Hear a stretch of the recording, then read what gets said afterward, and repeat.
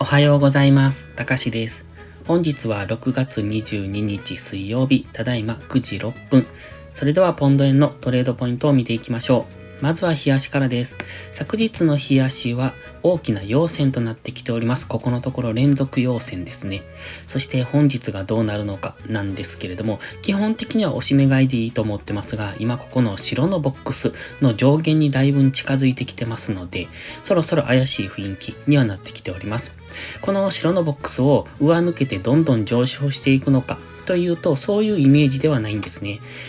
月足とか週足を見てると一旦ここは反発してきそうというところで 168.7 付近っていうのは、ここからのブレイク狙いのロングエントリーっていうのは危険だと思いますので、その辺は注意が必要ですけれども、明確に日足とかで、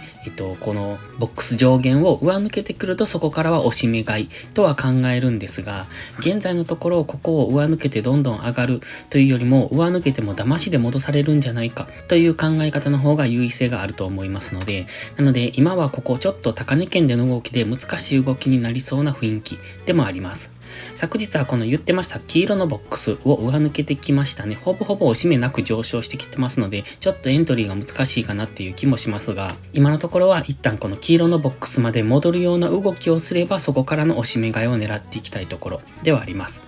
ストキャスティクスは高値圏、もう少し距離がありますので、今日明日ぐらいはまだ上昇余地があるかなと見ております。で、そこからこの高値圏、過去の高値圏と同じところに来たぐらいになると、そこからは一旦の下落になるのかとは思いますけれども、もう少し上昇余地があるというところで、本日はまだ押し目買いでいいのかなと見ております。では4時間足です。先ほどの黄色のボックス、これですね。このボックスの上限ぐらいまで戻ってくれば、ここからの押し目買いをしていきたいところですが、現在の価格が 167.2 付近、そしてこのボックスの上限が 166.2 付近なので、だいたい100ピップスぐらい距離がありますので、そこまで下げてくればですが、これだけ下げてこないようですと、浅い押しからの上昇ということも考えられますが、今はこの高値圏も近いですので、ちょっとやりにくいなとは考えてます。現在目線は4時間足の目線切り替えポイントがここにありまして、ここが 157.8 付近、そして1時間足の目線切り替えポイントが 164.5 付近というところで、今はどちらも上向きなので、基本的には上目線で、4時間足のこの GMMA も今開いてきてますよね。なので上昇トレンド入りというところですね。なのでこれが下がってきたとしても、この GMMA の今帯が開きかけていますので、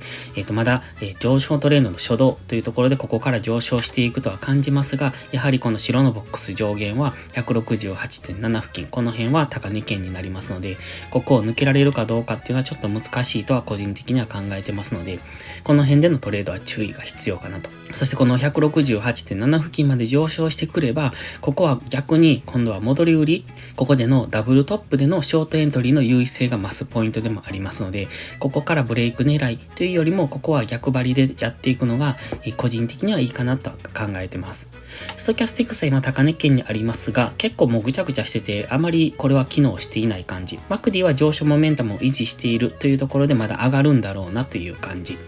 ですね。ただ、やはり何度も言いますが、高値圏に来てますので、乱高下っていうのが起こりやすくなってきますので、その辺を分かってのトレードをしていく必要があります。では1時間足です。1時間足ではここに逆三尊が見えるんですね。ちょっと歪な形なんですが、ここ左肩、ヘッド、そして右肩。という感じで、今ここの頂点、ここの頂点を結んだこのライン上に大体今引っかかっているんですね。で、今はちょうどこの1時間足ではこの急激な上昇の過熱感解消、ストキャスティクスの過熱感解消で今下落中というところで、ストキャスティクスがまた安値圏まで下がってきたところでは再び上昇していくんだろうと考えます。で、今は GMMA との距離が近くなってきてますので、この GMMA に接触するぐらい、そしてストキャスティクスがもう少し過熱感が解消されるところっていうのが次のエントリーポイントかなと考えてます。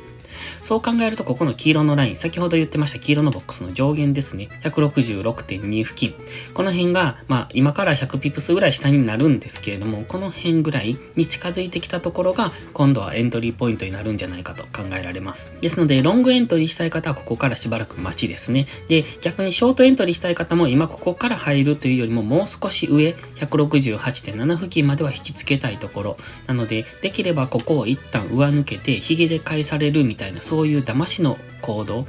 ストップ狩りですね。そういうような動きが行われれば、そこからのショートエントリーをしていきたいところではありますので、今は中途半端ですので、もう少し上昇するとは思ってますので、それを待ちたいところですね。今もしこの浅い押しで上昇する場合はなんですけれども、今この黄色のライン 166.2 ぐらいまで下落するとは思うんですが、この辺まで下落せずにそこからの上昇していく場合は、フィボナッチリトレースメントをここからここに当てた 23.6% とかでもいいんですが、そうするとね、結構幅があるんですね。今、フィボナッチリトレースメントを当ててみました。今、ここがね、23.6%、166円ちょうどというところがそうなんですが、結構ここまで幅がありますので、もしここまで下げてこない場合っていうのは、この最後の強い上昇ですね。ここにフィボナッチリトレースメントを当ててみます。はい、当ててみました。今、この最後のこの強い上昇ですね。ここに当ててるんですが、今ちょうど 38.2% 付近まで下落してきているのがわかりますね。